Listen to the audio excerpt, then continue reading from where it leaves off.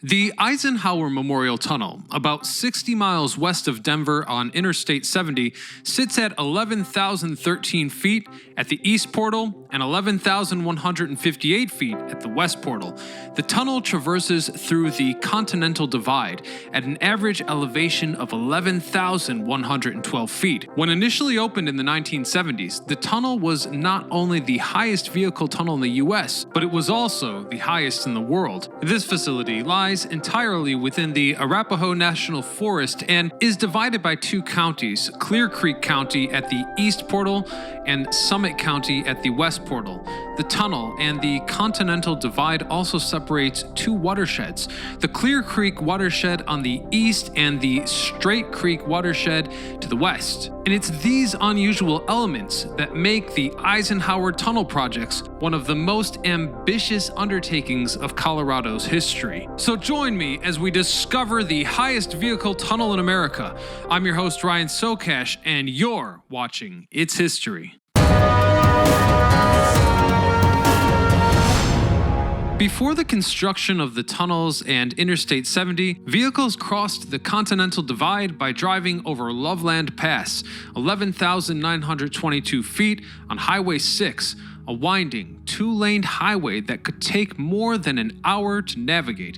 In 1956, President Dwight D. Eisenhower signed the Federal Aid Highway Act, which authorized the federally funded construction of an interstate highway system in the United States. The original highway planners had no intention of constructing an interstate through the formidable Colorado Rockies, which many believed would be too expensive and too complicated. However, Colorado Governor Edwin C. or Big Ed Johnson and members of the state's congressional delegation lobbied federal officials to extend Interstate 70 through the Rocky Mountains. Johnson and his supporters argued that the interstate would pay for itself through increased commerce, especially money from tourists. So eventually, the federal government agreed to extend the interstate through Colorado and pay 90% of the construction costs. The state was responsible for the remaining 10%. Construction on the tunnels beneath the Continental Divide proved difficult, expensive, and dangerous. Digging on the first tunnel started in March of 1968, intended to open in 3 years. However, the engineers and construction workers quickly discovered that the project would be more complex than initially planned. Harsh winters made for short work years outside the tunnel. Not to mention, the men and equipment did not work well at the high altitude. Inside the tunnel, miners discovered weak rock layers the engineers had not anticipated, and the mountain could not support itself once certain sections had been dug through. With ingenuity, however, the crews devised a way to bore through the tunnel without triggering a collapse, and the tunnel continued to inch deeper into the mountain. Geological studies showed that bedrock in the tunnel area consists of 75% granite, 25% gneiss, and schist. There are faults and shear zones as well as solid bedrock. In the pilot bore, 26.5% of its length was in a self-supporting rock. 73.5% required supports in varying degrees, and the total footage of what tunnelers called bad rock was 820 feet. Because the location was the westbound bore lines between 115 and 230 feet to the north, rock conditions did not precisely duplicate those of the pilot tunnel.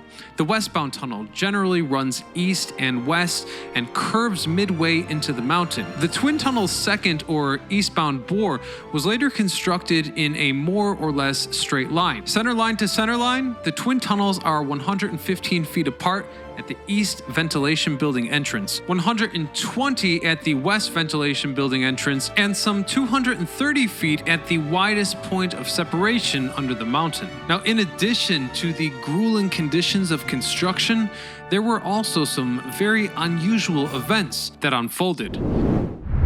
On Friday, October the 2nd, 1970, during the tunnel construction, workers constructing the tunnel were among the first on the scene of a plane crash that had occurred less than 2 miles northeast of the East Portal. One of two charter aircraft carrying a college football team crashed just north of the highway.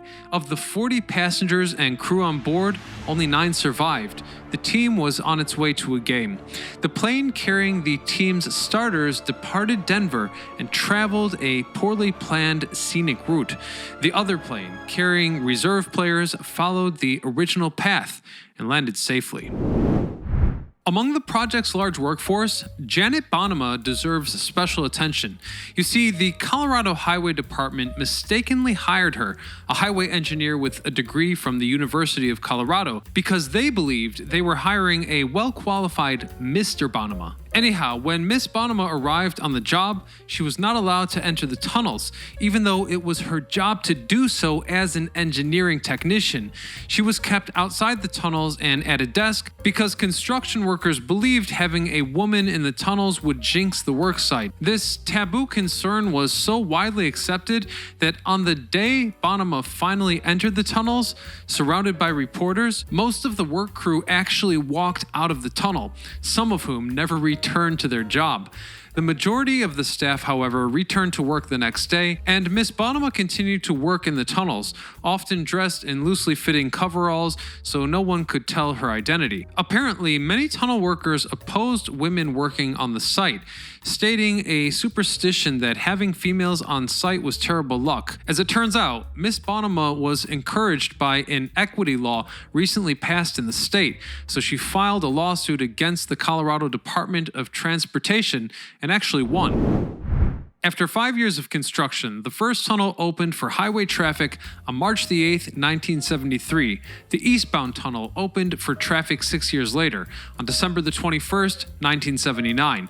When it opened, the Eisenhower-Johnson Memorial Tunnel was the highest mountain tunnel in the world. It should be noted that several train tunnels in Asia have since surpassed it, but it does remain the highest vehicle tunnel in the world and the highest point in the U.S. interstate highway system. Ultimately, this project went far over budget, totaling more than $257 million by the time both tunnels were finished, with historians pointing out that this amount was equal to the original estimate of the entire stretch of Interstate 70 from Denver to the Utah state line.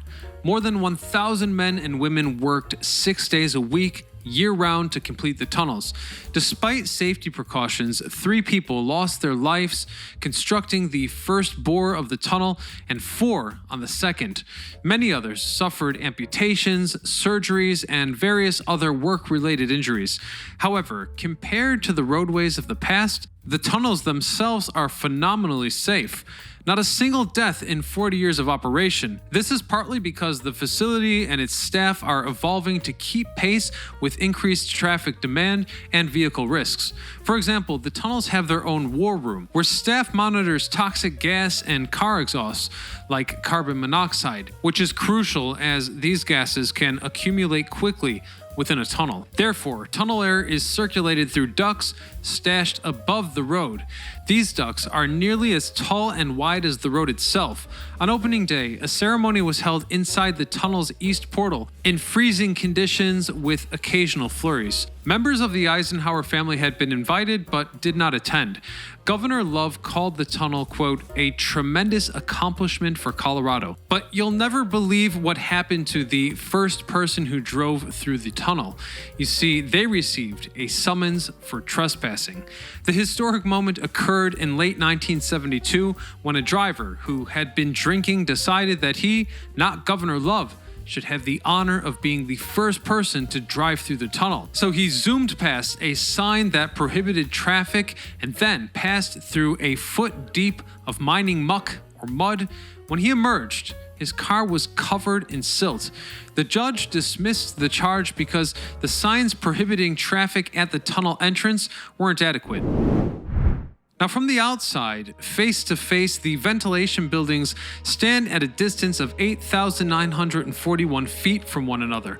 Of this distance, there are 7,789 feet of rock tunneling, 1,152 feet of ventilation/portal structures, and cut and cover sections at the east and west ends, meaning that there is far more to these tunnels, or complex even, than meets the eye. In fact, while the Eisenhower Tunnel was primarily intended as a transportation tunnel, it also served as a water tunnel for water diversions from the western side of the Continental Divide to the eastern side. Water from the Straight Creek Watershed and the seepage entering the tunnel is discharged into Clear Creek for use by a local brewing company. Typically, the tunnel delivers over 300 acre-feet of water per year. The tunnels are complex to run. In the multi-story portals on both ends of the tunnel, about 40 employees who work shifts at all hours run utilities that include the ventilation system, a wastewater treatment plant, and minor electrical substations. This, of course, is to power the 28 gargantuan intake and exhaust fans. In the control room, which has a mix of modern and, let's say, Apollo-era equipment, employees monitor live video feeds of the tunnels and crucial points along the I-70 mountain corridor for any trouble. The fire crews stand by and are ready to respond in any emergency situation. These firefighters have been aided by a $22 million in-tunnel fire suspension system installed back in 2015, basically adding sprinklers. The giant fans also help clear the air quickly during a tunnel fire. The tunnel is staffed 24 hours a day, 365 days a year to provide a safe and adequate service to the motoring public. Now, believe it or not, at one time, a tram car was suspended from the wall. This was a gasoline-powered unit that could travel through the length of the tunnel, carrying an attendant. An emergency power system is also in place to use as an emergency backup in case the commercial source of electricity is ever interrupted. Now, although the Eisenhower Tunnel has modern equipment, the old systems are beginning to decline from wear and tear. Just as the building of the Eisenhower Tunnel required ingenuity, CDOT now faces a modern challenge. 48 years after the first tunnel bore opened, some emerging repairs are needed, including replacing the leaky main water lines beneath the roadway's pavement, which will most certainly require a creative, if not expensive, solution. Beyond that, there are 3 places of particular concern where groundwater is seeping through the porous concrete membrane that lines the tunnel. Pipes are set up on the wall to funnel the water into a drainage system, but it sometimes pools and freezes in the corridor. Or perhaps even more concerning is that some water actually flows down into the vehicle tunnels, staining the wall panels, to the point that it's pushed some panels outwards by several inches during freezing conditions. Luckily, one near-term project on the repair list calls for injecting grout to fill voids into the fractured rock and soil around the tunnel. It's also agreed to build a bike path along the Interstate pass. The work and sacrifice of these men and women made commuting from the Front Range to the western slope much more accessible and helped increase access to the high country. A drive through the tunnels from one side of the Continental Divide takes about 5 minutes, while a trip over Loveland Pass can still take more than an hour. This shorter and much safer commute has strengthened commercial ties. It's boosted the economy of many mountain towns and just beckons skiers, snowboarders, and anyone wishing to visit or live in the Colorado Rocky Mountains. And I think this is a beautiful notion, as tourism was upon one of the official justifications of building what was once the highest tunnel in the world. Now, if you love tunnels, I've got great news for you, as we have an entire playlist dedicated to that topic. And for our channel members, those of you who generously clicked join, I just visited the longest narrow gauge train tunnel in all of Europe. And with that, this is Ryan Socash signing off.